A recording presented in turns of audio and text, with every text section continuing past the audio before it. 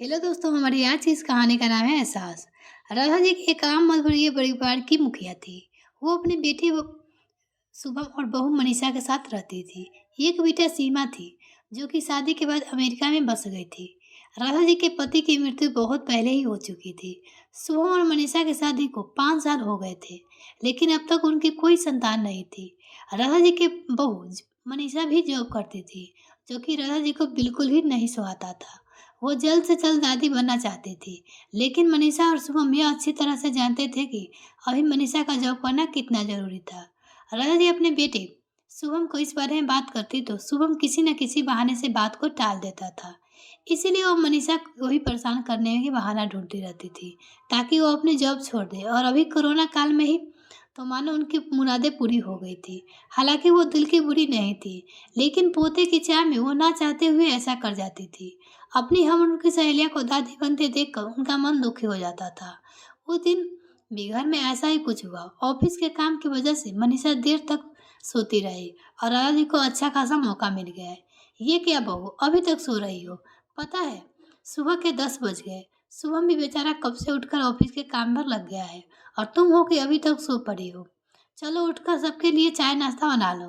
मुझसे कुछ नहीं हो पाता, वरना मैं तुम्हारे भरोसे कभी ना रहती, खुद ही सब कर लेती। सॉरी मम्मी, और देर रात तक काम चलता रहा, इसलिए सुबह सो पाई थी। इसीलिए समय का पता ही नहीं चला।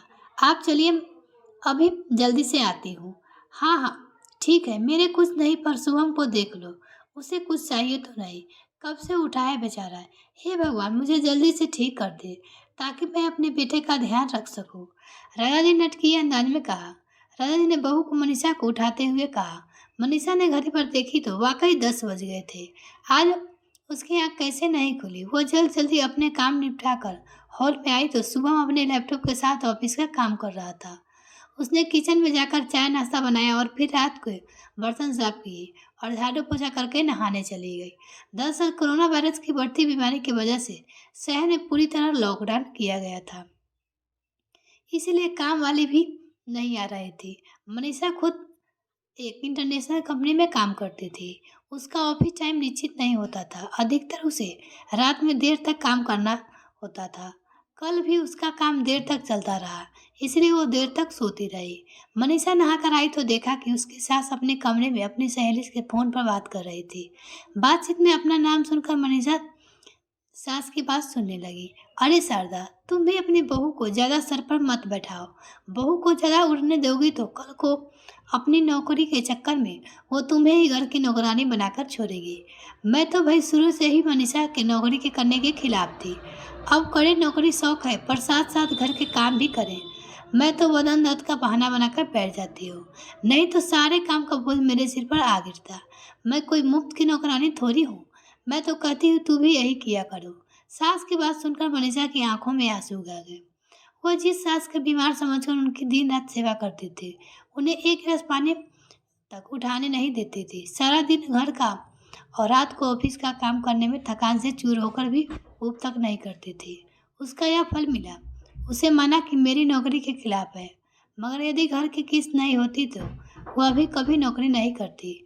स्वयं का बोझ कम करने के लिए ये तो वो नौकरी कर रही थी। खैर, अभी तो मुश्किल समय है। वह सास से किसी भी बात पर बहस नहीं करना चाहती थी, जिससे घर का माहौल खराब हो। इसलिए वह उनकी बात को नजरअंदाज करके वहां से चली गई। लेकिन उसकी नजरें में राधा जी की इज्जत जरूर कम हो गई थी। दूसरे दिन सुबह सुबह राधा जी की बेटी सीमा का अमेरिका से फोन आ गया। सीमा की सास उसके पास अमेरिका आई हुई थी। आदत के अनुसार राधा जी ने जैसे ही सीमा की सास की बुराई करनी चाहिए, वैसे ही सीमा ने झपट दिया। माँ, आप बिल्कुल भी माँ जी के बारे में अनाप शनाप नहीं बोलिएगा। पता है आपके चक्कर में आकर मैंने उनके साथ कितना बुरा व्यवहार किया था, लेकिन आज मुझे उनकी कीमत पता चल गई है। तुम तो उनके यहाँ आने के लिए कितने खिलाफ थी, मगर आज वो यहाँ नहीं होती तो ना जाने हमारा क्या हाल होता।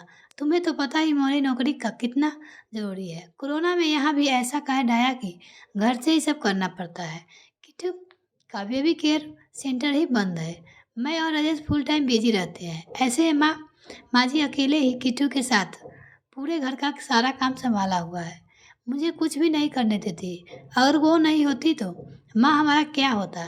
यह सोचकर ही रोंगटे खड़े हो जाते हैं। सच में माँ कोई साधारण महिला नहीं है, बल्कि मेरे लिए तो देवी के समान है। मेरा इतना पान करने के बावजूद वो सीमा रोने लगी। उनके फ़ोन कट कर दिया। सीमा की बात सुनकर राधा जी की आंखों भर आई। उन्होंने अपनी भूल का एहसास हो गया। मनीषा तो वाकई में उनका कितना ख्याल रखते थे।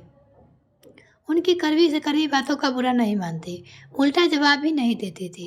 वाकई में अभी का समय तो एक दूसरे को हौसला देने का है, सारे गिले शिकवा भुलाकर एक दूसरे की मदद करने का है। तो फिर वो शर्त में कैसे अंधी हो गई, इतना कैसे गिर गई कि ऐसे मुश्किल समय में अपने ही परिवार की सहायता नहीं कर सकती। उन्होंने उसी समय मनीषा को बुलाकर उसको सिर पर प्यार से हाथ फेरते हुए कहा, मनीषा, आज से घर के कामों की आधी जिम्मेदारी मेरी रहेगी। मैंने आज तक तुम्हें जो भी कहा है उनके लिए सॉरी। चलो अब तुम्हें जाकर आराम करो, खाना मैं बना लूँगी। इधर सास का बदला हुआ रूप देखकर मनीषा की आंखों में आंसू खुद आ गए और अपनी सास के प्रति उनके मन में फिर से पहले वाला सम्मान वापस आ गया था। शायद हमारे जीवन में मुश्किल समय आता है इसीलिए कि हमें एक दूसरे की अहमियत का पता चले। अपनी गलतियाँ का एहसास होने का आगे बढ़कर माफ़ी मांगने से वाकई में इंसान छोटा नहीं होता, बल्कि बहुत बड़ा हो जाता है, राजा जी की तरह। मिलते हैं फिर नेक्स्ट वीडियो फ्रेंड, तब तक के लिए bye. Thanks for watching this video.